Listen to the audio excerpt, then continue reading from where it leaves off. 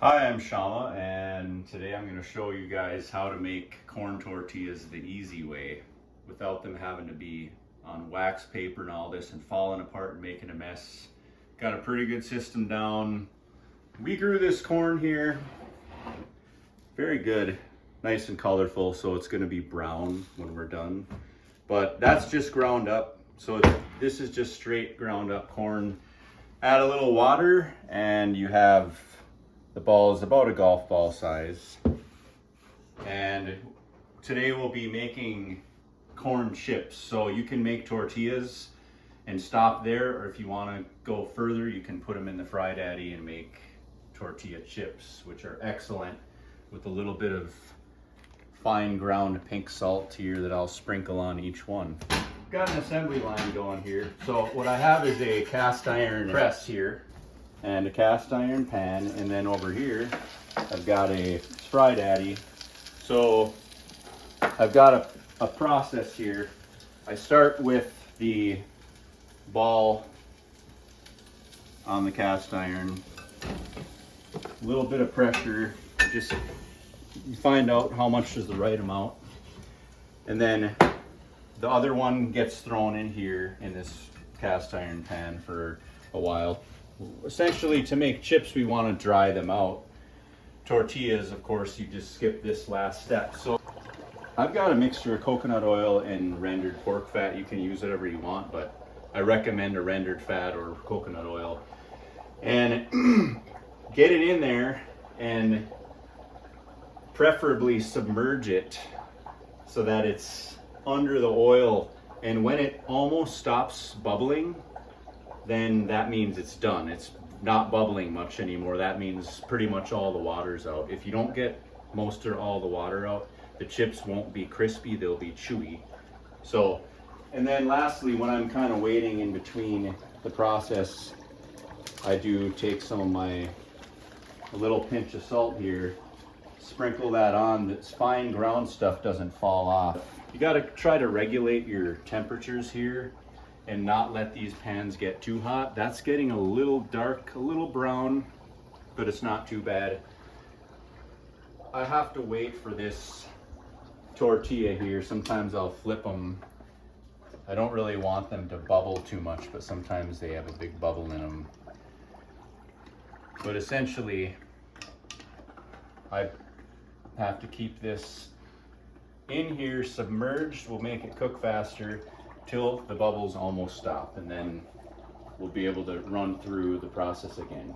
So this tortilla in here is not bubbling very much anymore. It's fully submerged. Not bubbling too much, so we got just about all the water out of there. So then I can pick it up and drip that oil off.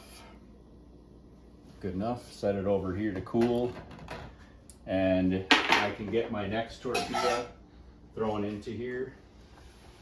Then I can get this one off. Still trying to balance my heat. I can't really adjust too well with this stove, but there, I got that. You may want to use a little oil on the top of your cast iron press. It does stick. When you pull this up, the tortilla sticks to the top, and it doesn't ever really seem to stick to the bottom, making it quite easy. I just have a nice sharp metal spatula that I can kind of scrape it off. A little oil from time to time can help it not stick. I don't really use much. Sometimes my wife will use oil, but it helps it not stick to the top. It's not too bad. So, gotta get this pushed down. And then I get one on here. So this is just an assembly line. There we go. Get everything going at the same time. And we just keep cycling through till we're all done. I got 24 tortillas here, which was 4 cups of flour, kind of lightly packed. Feeds a lot of people. People love them. They have amazing flavor compared to chips from the store. They're fresh. You could make them homemade easy. You don't have to mess around with these tortillas, because doing it on the stove with a cast iron press allows you to just put that ball on there, close it, open it, scrape it off, and put it in. There's no messing around. generally speaking, it doesn't fall apart. It pretty much holds together a lot better than any of the techniques I've seen online. It's a big time saver, so highly recommend this one here. Yep, it's barely bubbling now, so it's ready to come out. That's a good looking chip.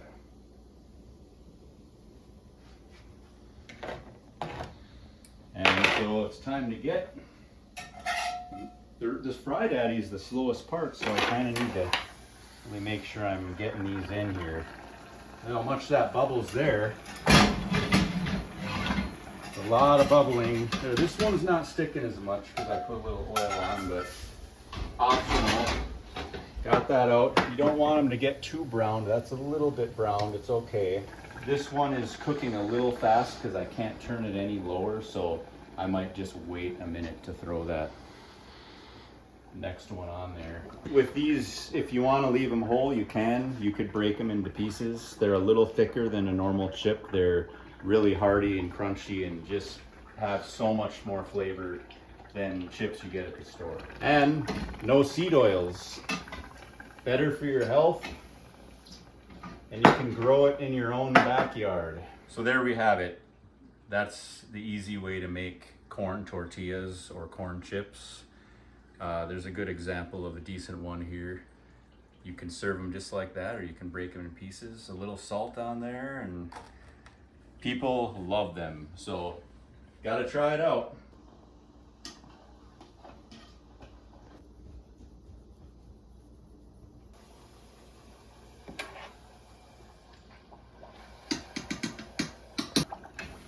And I'm on my last one here, so thanks for watching.